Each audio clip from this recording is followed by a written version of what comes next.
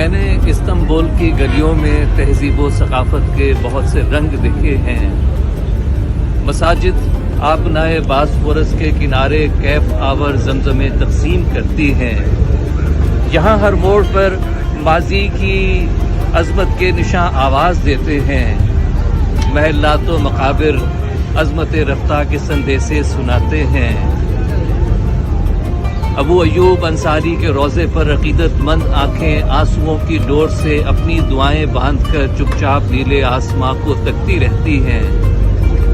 میں اکثر گنج بخش فیض عالم مظہر نور خدا کے شہر میں سوتا ہوں، لیکن آنکھ کھلتی ہے تو خود کو قونیہ کے شہر میں اقبال کے مرشد کے قدموں میں کھڑا محسوس کرتا ہوں۔